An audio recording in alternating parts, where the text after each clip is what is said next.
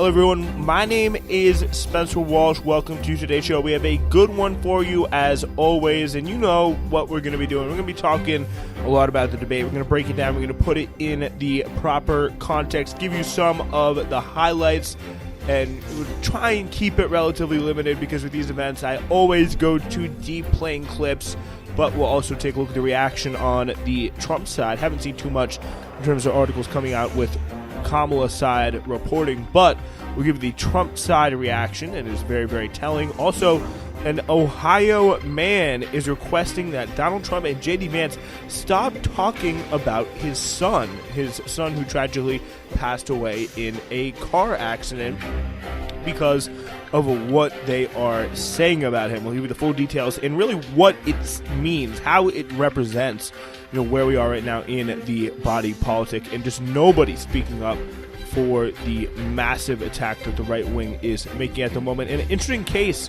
in Jacobin magazine that Democrats don't need to win back Pennsylvania by backing fracking. So the fracking-free route, the pro-climate route to winning Pennsylvania. A lot of good stuff on the show today.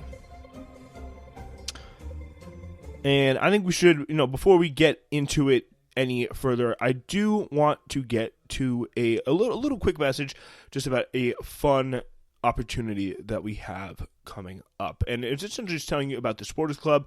We have the link in the description, and it's ad-free episodes, the big benefit you get, but also I am personally in a very busy schedule at the moment, but I do, in an ideal world, would like to be also doing bonus episodes, kind of more fun stuff, like breaking down where I don't have to worry about the time, getting on the next story, whatever, and actually, talking about, kind of interesting videos, interesting, kind of maybe doing a little bit more reaction stuff and kind of analyzing, other pieces of media, going down into some big articles and doing more interviews and things of that nature. So subscribe to the Supporters Club, link in the description for all that.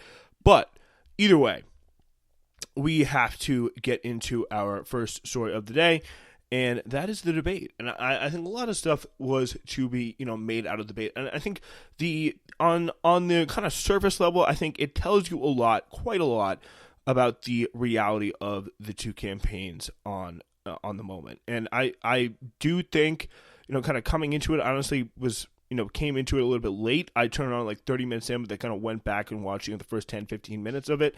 But I think it does tell you quite a lot about the way the campaigns are at the moment, because at first I was like, oh, Trump's being Trump, Kamala's being very prepared. It's not being, it's nothing super crazy. But the more I watched it, the more you see Trump shouting, and the parts that I originally missed were also some of the most damaging parts, where he was talking about abortion, where he was talking about immigration as well, and kind of all the moments where he was almost in his biggest, when he was in, his biggest points of vulnerability, where, were almost the ones with the moderators kind of hit it off, right off the bat, which I think, was kind of designed there to help Kamala a little bit. But again, it is part of the game, though, if you're going to be someone like Donald Trump. But I think with the Trump campaign, I think what we saw last night is a very just damaged campaign that I think we've seen for quite a while. It wasn't necessarily the case in 2020. You still had that kind of presidential glow around Trump. But I think right now he has really, really lost a massive amount of his magic, a massive amount of his confidence, and it is showing. Like, he's always been a very, very insecure person, but he last night, I think especially, and it's kind of a manifestation of what we have seen for a long time. And I think both these campaigns are showing that, and that's why, and I'll get to this a little bit more, but I don't think it's going to change very much of anything in the end. But I think this campaign with Trump, what we saw, completely undisciplined, no sense of why people are thirsting for kind of an option like him at the moment in politics. Way too, kind of grievance, way too kind of self-obsessed, very unappealing, all the things that, because there are a significant chunk of people out there who are like, okay, Trump, let's go. I'm ride or die with you on all of your grievances. But there's a lot of people out there who are much more kind of not 100% for Trump, but Trump needs them to win, to obviously to come to side. They're not, full members of the Trump kind of personality cult.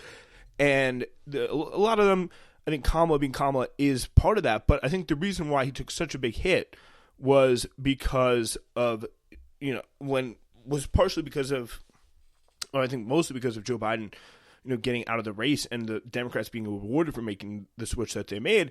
But I also think it's definitely because he has just really disintegrated in terms of any kind of coherent message. And again, you saw this kind of last night, and you saw the way the campaign is going to run. Very undisciplined. And when he is talking about stuff, he's talking about his worst issues in a very kind of unpopular way. He and J.D. Vance saying that they're not going to be certifying the results of the election.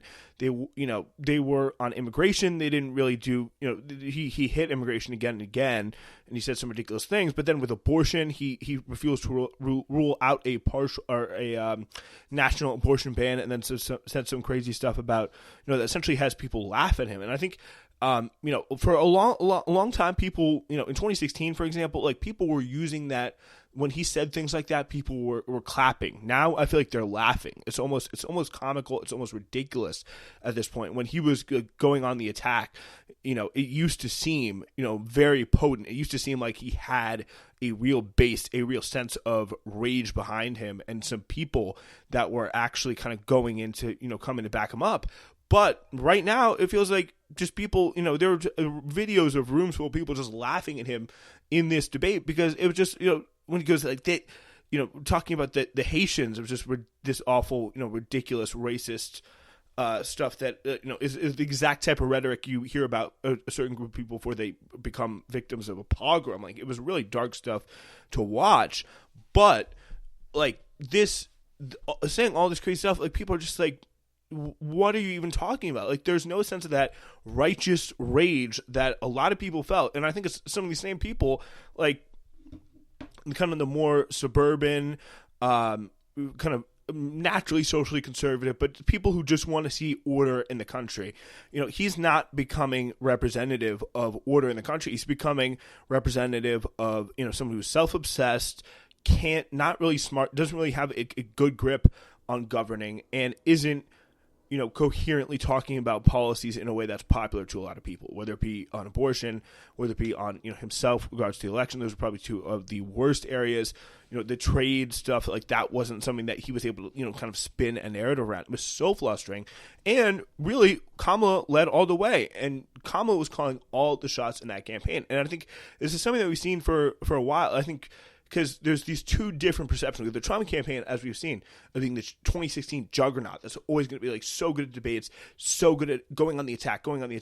But now they've completely lost it. They've manifested, and it's taking a while for people to believe it. With Kamala in the past, we've seen her being kind of politically competent, not very good in the spotlight, and kind of breaking down. But since this convention, since the way the Democrats have handled things, it has been a completely different story. And I think we've seen that manifest. We've seen that with the exclamation point on the Kamala side, because she was very, very good.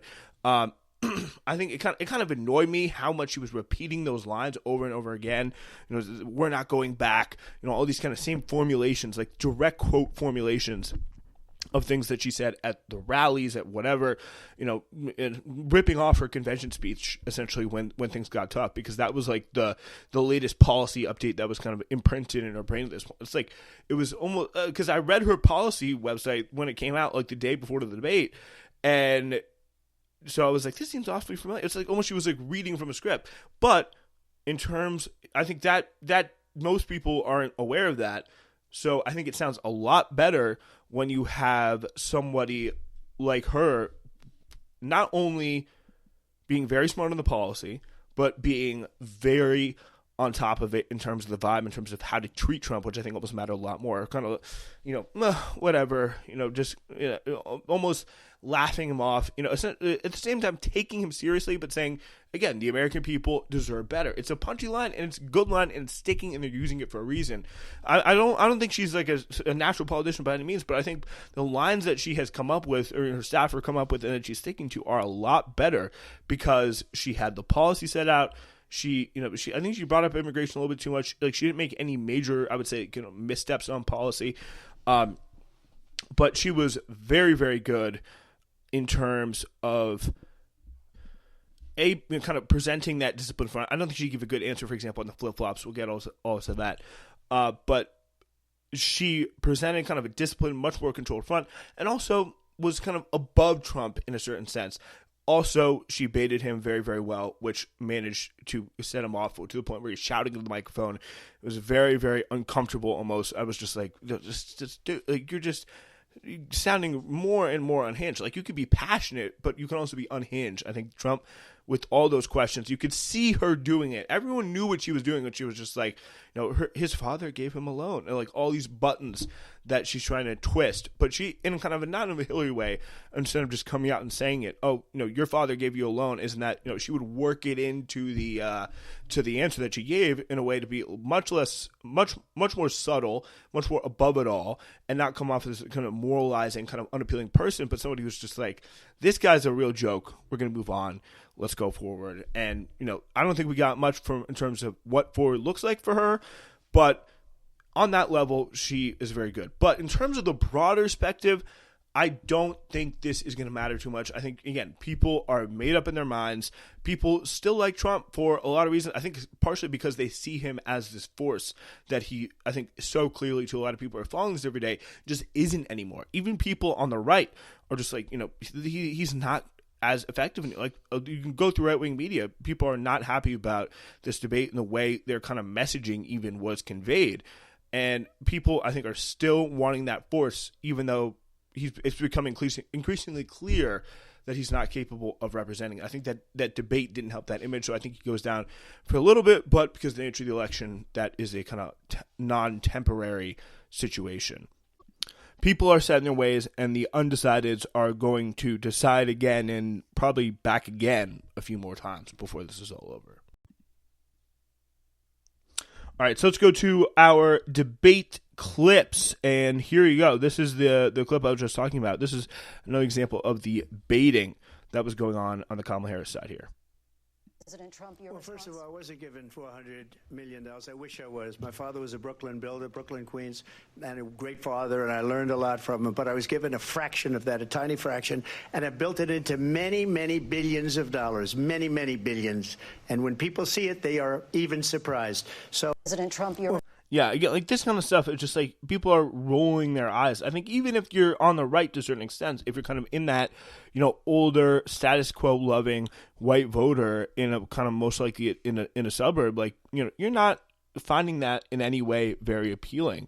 And this is another one where he's talking about trying to pivot to Ashley Babbitt and the border when he's asked about January 6th. So we give a lot of just kind of bad answers in terms of January 6th, and just this general feeling of, again, self-obsessiveness, instability, and lack of order that is really affecting him with this kind of swing voters in these suburban areas that are, were gettable for him in the times of chaos and the times of Biden.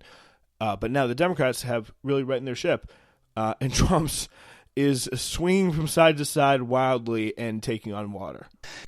Mr. President, on January 6th, you told your supporters to march to the Capitol. You said you would be right there with them. The country and the world saw what played out at the Capitol that day, the officers coming under attack. Aides in the West Wing say you watched it unfold on television off the Oval Office. You did send out tweets, but it was more than 2 hours before you sent out that video message telling your supporters to go home. Is there anything you regret about what you did on that day?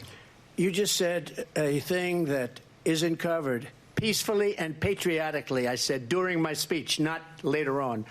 Peacefully and patriotically. And nobody on the other side was killed. Ashley Babbitt was shot by an out-of-control police officer that should have never, ever shot her. It's a disgrace. But we didn't do this group of people that have been treated so badly. I ask, what about all the people that are pouring into our country and killing people that she allowed to pour in? She was the border czar. Remember that. She was the border czar. She doesn't want to be called the border czar because she's embarrassed by the border. In fact, she said at the beginning, oh, I'm surprised you're not talking about the border yet. That's because she knows what a bad job they've done.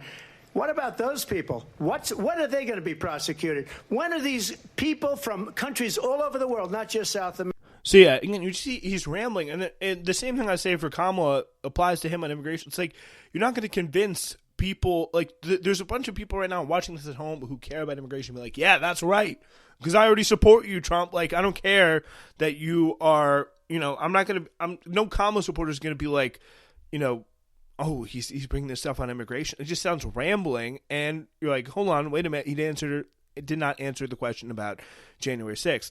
And then they ask him again, talks about Pelosi, and then Kamala, of course, goes kind of a hoity-toity kind of, democracy response. But I think that is, again, it's appealing to what is going to really be a swing vote, which is going to be the people in those counties outside Philadelphia, where else? Detroit, Milwaukee, what else? Atlanta, Phoenix, Las Vegas. Those are going to be some of the, those suburban areas that are all flipped towards Biden in 2020. This kind of stuff is the stuff that wins the back. This kind of, strong response on January 6th, on accepting the results of the election, on abortion as well. That really does make if we go by 2022, make a big, big difference for that stuff. So, here's just kind of a quick little answer where I, agree with Kamala in the moment and agree with, or disagree with Kamala in the moment and disagree with both of them kind of overall. Well, I will tell you, I agreed with President Biden's decision to pull out of Afghanistan. 4 presidents said they would, and Joe Biden did. And as a result, America's taxpayers are not paying the $300 million a day we were paying for that endless war. And as of today, there is not one member of the United States military who is in active duty in a combat zone in any war zone around the world, the first time this century. But let's understand how we got to where we are. Donald Trump, when he was president, negotiated one of the weakest deals you can imagine. He calls himself a deal maker. Even his national security advisor said it was a weak, terrible deal. And here's how it went down. By the way, that's the goading. That's the goading right there. That she knows, he knows, we know he's going to get pissed about that. Bypassed the Afghan government. He negotiated directly with a terrorist organization called the Taliban. The negotiation involved the Taliban getting 5,000 Taliban terrorists released. And get this. And the president at the time invited the Taliban to Camp David, a place of storied significance for us as Americans, a place where we honor the importance of American. Yeah, so she goes and talk about, Camp David and whatever. It's like, I bet most people don't even know what the hell Camp David is. But anyway, on the political level, I think it's smart because, again, the tuned-in voters, they definitely know what the hell Camp David is, and they think that Biden pulling out of Afghanistan was one of the worst things that he did if you look at, his poll numbers.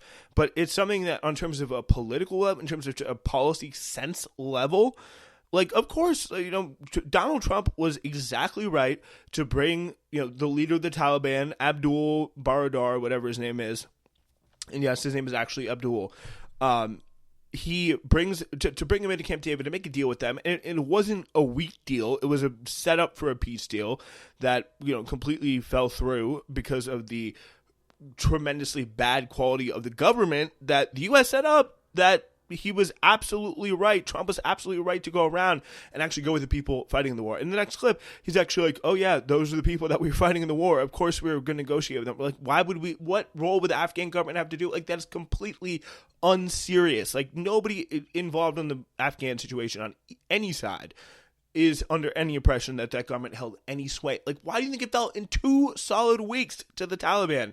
It's a hard country to conquer, pretty famously, Afghanistan. And it fell in 2 weeks flat to the Taliban. Like, this government was unimaginably corrupt.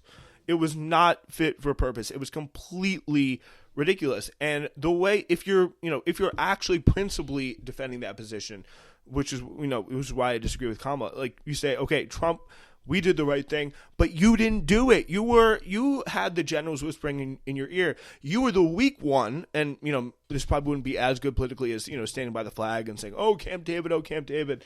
But, like anyone actually really cares. But it sounds official, it sounds presidential, to all the right people. But I think the logically consistent and actually policy-wise correct way to defend it would have been, why Trump did you listen to the weak generals? Why did you, it was right that you made a peace deal, but we were actually the ones that got out. We were the ones that took the tough decision. Yes, we regret the American loss of life, but we took the tough decision. You were too weak. You were cowed by people in your ear telling you what to do. You were cowed by the generals. And I think that would be a pretty effective, and it's also the truth of what happened. And yes, the Biden administration was bold enough to take the slings and to do it.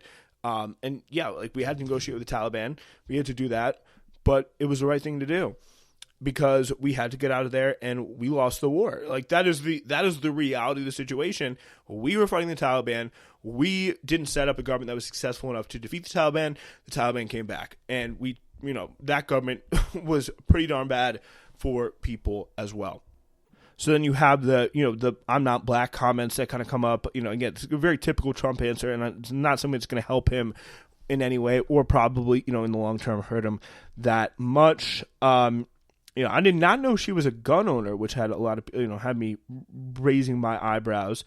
It was, but by and large, with this debate, we are seeing in the short term, probably Trump gets hit a little bit. He looked exactly the worst that he could have looked. He played into a lot of people's worst assumption about him in terms of his character, in terms of what he's focused on, in terms of, his actual up-to-date rhetoric, and there's also his ability to be, kind of likable, presentable, having fun on screen to the people that he needs to be likable and presentable to, not necessarily to, the liberal people that are probably listening to this. But I would say, he completely failed in that regard. If you put yourself kind of in the mind of that specific type of Trump supporter kind of in the suburbs. And I think it was interesting that I think they interviewed one on CNN. It was just kind of older, kind of 56-year-old grandma who would yell at a little black kid on the street for having just unregistered lemonade stand. And she was like, I think Camilla won. And I was like, that's a big, that's a little bellwether right there. I think it played a pretty big role. So anyway, but in the long term, I think things will probably revert as they normally do. Let's hear some reaction from the Trump side for the debate. This is from the New York Times. Former President Donald J. Trump went into sales pitch mode immediately after Tuesday night's debate, walking into the spin room to extol his own performance, crowing on Fox News and going on late-night posting spree to type unscientific online polls that showed that he had crushed Vice President Kamala Harris in the debate. But Trump's actions after the debate told another story.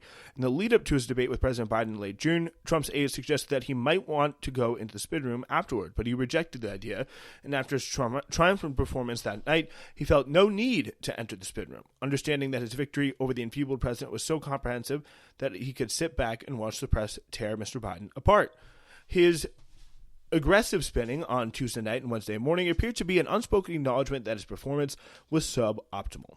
The day after Trump's debate with Harris, his aides and allies were largely echoing his praise of his performance in public, but privately, several conceded the former president had a rough outing in stark contrast to his more controlled appearance against Biden. I think that is a big part of it. This kind of unlikable presentation, even the personality plays a big role.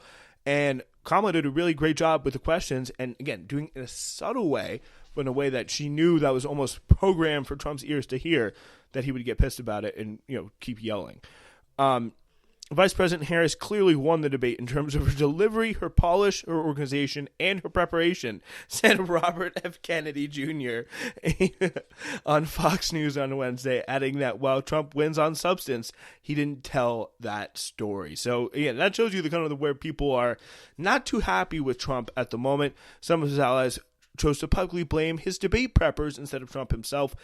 Yet, at the same time, the supporters who are close to him were also of the hope that one bad night would not ultimately amount to much for an unpredictable, norm-bursting campaign who has had dozens upon dozens of bad nights over the last 9 years.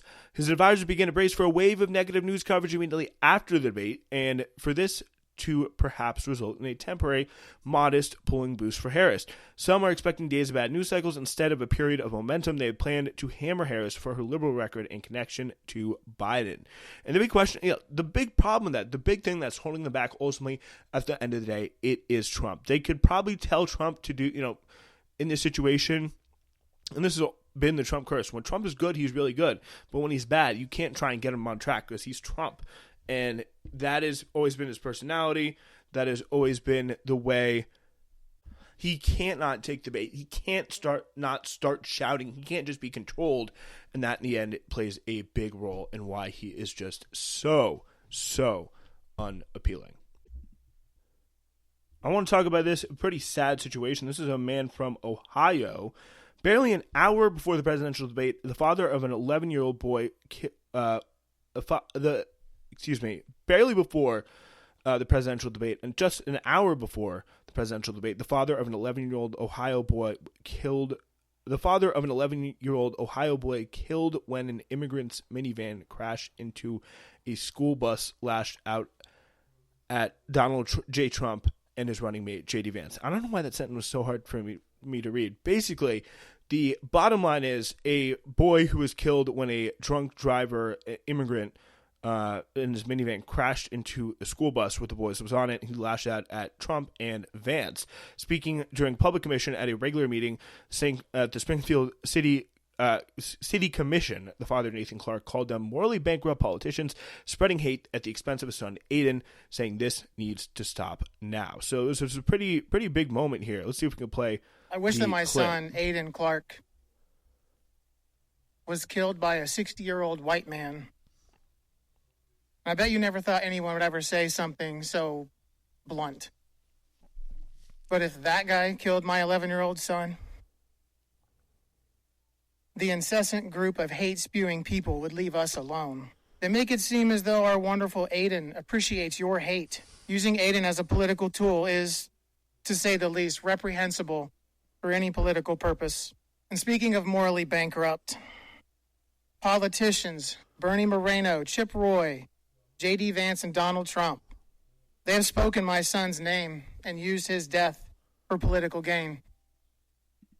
So I wish he was killed by a 60-year-old white man, because apparently, the guy who was a Haitian immigrant killed this guy, crashed into him, and apparently a bunch of people on the right wing and Trump and Vance have been talking about, not just the pet eating thing, which is disgusting its own, but just anything, any Springfield, Ohio Haitian that does anything wrong is immediately villainized and made a national, not only just villainized in right-wing, so just made a national villain, and also just made to demonize every type of migrant in general.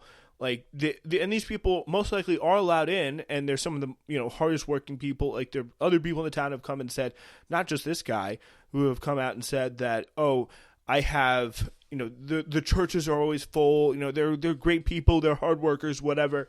Like, they have come out and support these people, and it does show that this is not where America has to be. And as much as Trump and the right-wing migrant fear and panic and just whipping up, really incitement of real scary mass violence against them, I think, with some of this rhetoric that they have been putting out there, I think that is a really alarming stuff. But I also don't think Democrats are doing much of anything to dilute it. Instead, they're just playing along and trying to play catch up with this, which I think is really disturbing. And, both sides on this are very inadequate, because you should be, there is such a counter argument to be made. Like, look at the good that these people are doing. No one's coming out every day pushing this media stuff to say, look at what good immigrants are doing when they come here to this country and, contribute as they do and fight for a better life in the countries that we mostly are responsible for screwing up. So, that is a very, poignant stuff. And credit to the father for coming out and saying this. And it's just like, I cannot personally imagine what it's like to have a kid, let alone have a kid pass away.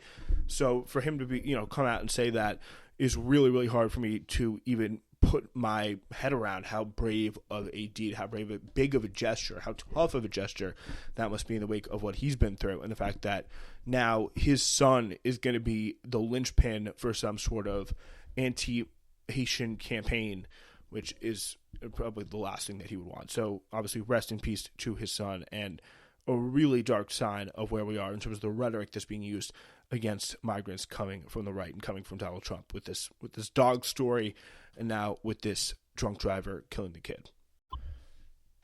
I thought this was actually quite interesting. This was a piece by Schuler Mitchell in Jacobin magazine. With all eyes on the presidential election just 2 months away, all eyes are on Pennsylvania. Donald Trump and Kamala Harris's campaigns have spent more than $130 million to advertise in the swing state, hoping to win the coveted 19 electoral votes. Obviously, the big issue is fracking when it comes to Pennsylvania. On September 4th, at a Pennsylvania town hall moderated by Fox News host Sean Hannity, Trump emphasized his support for fracking, telling the audience that there's no chance Kamala Harris would allow the controversial practice as president, even though she allowed it as vice president. She definitely did flip-flop and say that she was against fracking in 2019 when she was trying to appeal to the left in the Democratic primary. But I think it's pretty fair to say, given the fact that she's been vice president for quite a long time, is now running for president, she's not going to do anything as drastic as really cut back on fracking. And it would be the path of much more resistance for her. Let's just say that. So, and of course, there's a whole media narrative about how important fracking is for Pennsylvania, except there's one big catch. Poll results show that support for fracking is not the open shut case national media outlets make it out to be. A 2020 CBS YouGov poll found that a slight majority of Pennsylvanian voters actually oppose fracking, with 52 to 48. 52 against, 48 in favor. Another 2020 poll, this one by Franklin Marshall College, reported that 48% of registered Pennsylvania voters supported a ban on fracking, while only 39% opposed such a ban. And in a 2021 poll by Ohio River Valley Institute, a sustainable focused think tank, less than a third of Pennsylvanians said they supported continued fracking in the state. On September 5th, a Philadelphia Inquirer op-ed was published, succinctly titled, "Everything you know from TV about Pennsylvania and fracking is wrong. Here's the truth from someone who actually lives in Pennsylvania. Most folks, especially in the areas like Philadelphia, Pittsburgh, and the suburbs where many voters reside, don't really talking about fracking. Certainly not as much as the big issues like the economy or abortion rights." So a good chance is I think a lot of these people are going to be voting for Trump anyway, some of these fracking people, or they're kind of like, traditional, some of the last few Democratic, white working class kind of blue collar guys that are still left. And this issue doesn't really motivate it. And I think that those polling numbers, I think in a world where the media narrative is so strong, if you're from Pennsylvania, it's like you have to be a fracking lover. You have to have, some shale in your backyard personally that you're drilling if you live in like the suburbs of Philadelphia. So it's like, it's a little ridiculous. And the fact that there's been this is another instance where the Democrats refuse to make the alternative argument because they don't want to get bullied by the media. They don't want to have to answer any of these questions. They just want a more easy life. And there is clearly room in the numbers to make this argument and to say that, hey, fracking, we have to be more green, but we're going to talk about jobs. We're going to talk about the economy. We're going to talk about healthcare. We're going to actually talk to the voters that are going to be voting for us in this election, and that we need to win if we're going to keep the current coalition that we do keep. So I think it's very, very telling, but unfortunately I think it would be a totally different Democratic Party required to make something like that happen. All in all, pretty interesting show. We got the debate kind of in the rear view mirror. We'll see. It always takes a little bit to see how the polling affects it, but it's definitely going to be something to keep a close eye on. We will be back on Friday to do just that. It seems flat.